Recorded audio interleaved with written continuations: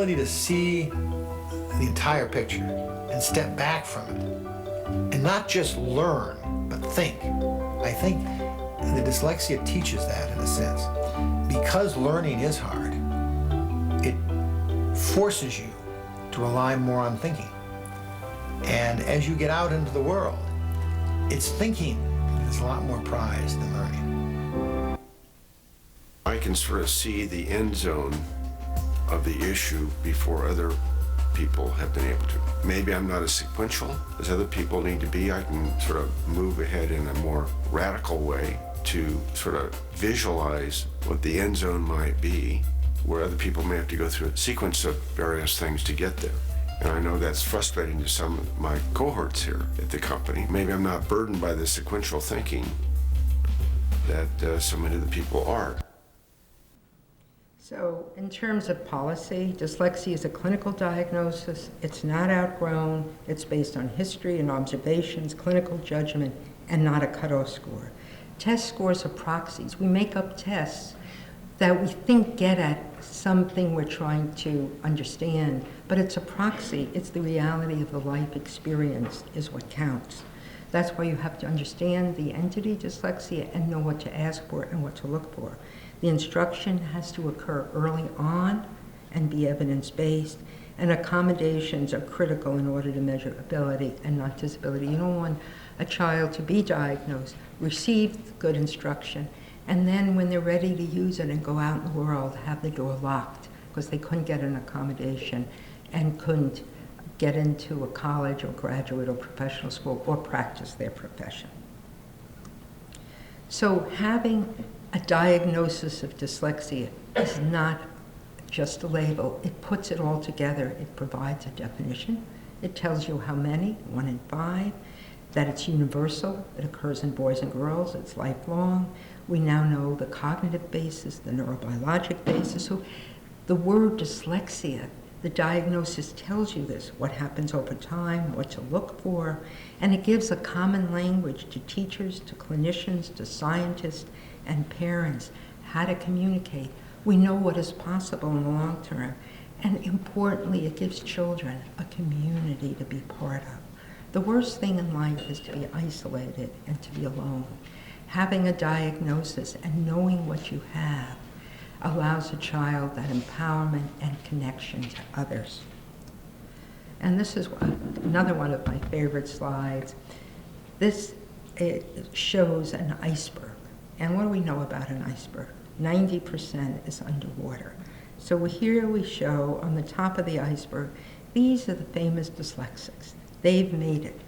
Chuck Schwab, David Boyce, Carol Greider's dyslexic and won a Nobel Prize, Dr. Toby Cosgrove, John Irving. So they're the 10% that are on top. And here are others who, through instruction or accommodations, those are lifeboats. They allow the people who are under the water to get up, and the names of these people, Sky you saw, and these are other people we know, young people who have been rescued, if you will. But look at all these.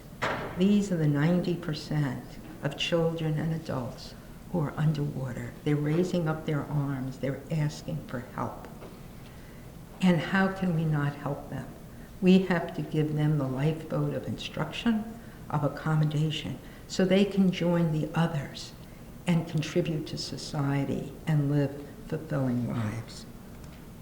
So to protect our nation, to protect our children, to save our nation, urgent action is needed. And this is one glorious, really glorious example of action taking place. And it's happening everywhere.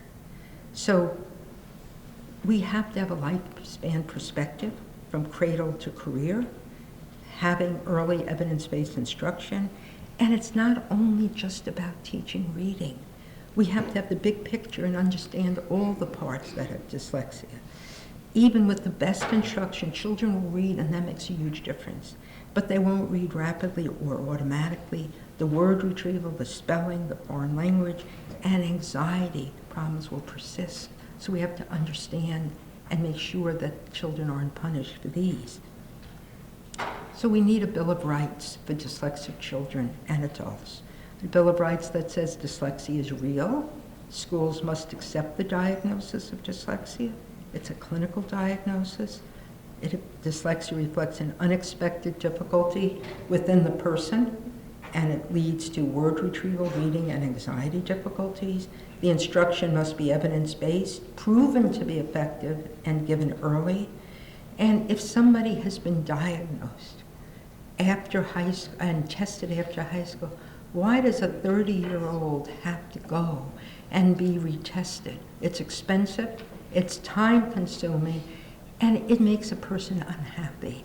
Oh, again, you have to tell me what I can do well. There is absolutely no scientific or ethical reasoning once someone has been diagnosed after high school and confirmed that has to happen again. Accommodations are required so that high-stakes tests assess ability and not disability, so the person can go forward in life.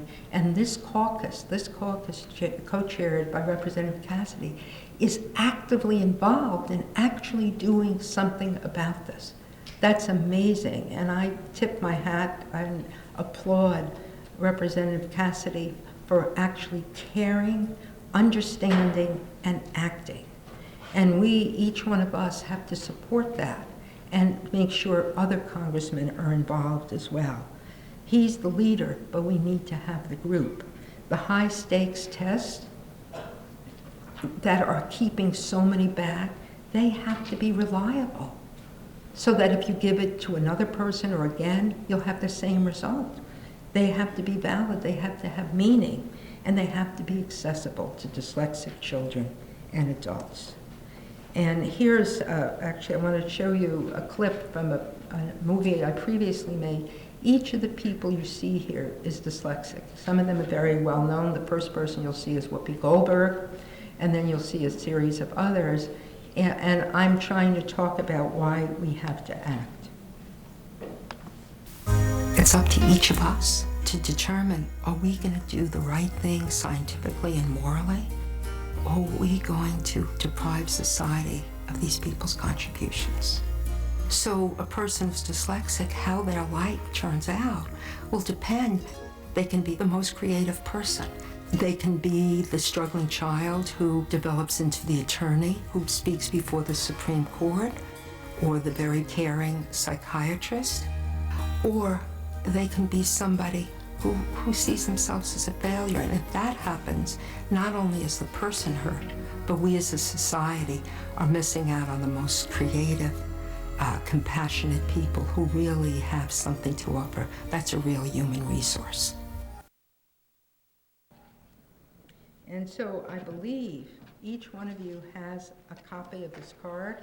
If you don't, I'm sure a member of Representative Cassidy's staff, Barbara Seeley here, or others would be happy to give it to you. And what this is saying is join the group. Don't only sit here, and I see people agreeing. You have to speak up for dyslexia. Use the word. If you don't know about it, learn more about it. Advocate for accommodations. Make sure your representative joins the caucus. Support your dyslexic child. Insist on identification. And act now. I want each of you to say to yourselves the one thing you're going to do to act. Call your representative. Make sure your child's identified. Make sure the accommodations are reliable and valid and measurability and not disability. Your neighbors are doing it, and you have to do it. So number one, make sure your congressman joins the bipartisan Congressional Dyslexic Caucus, and tell them to contact Representative Cassidy. And this is one of my favorite cartoons, and it says, non-singing canaries have to take woodshop. And I've always thought that dyslexic children were like these non-singing canaries. But now that we have the scientific knowledge, if the dyslexic child wants to be a teacher, a doctor, a lawyer, or a stay-at-home mom, they should be able to do that as well.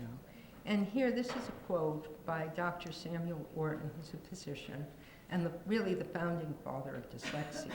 And it's one that we feel a kinship with Representative and also Dr. Cassidy Bennett and I feel this, and I know Representative Cassidy feels this. The physician brings to his task a feeling of personal responsibility to the patient, indelibly impressed upon him or her as a part of the heritage of medicine.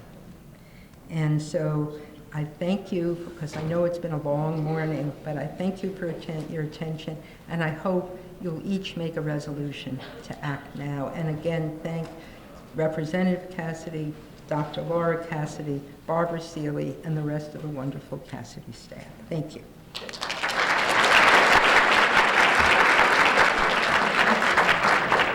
Thank you.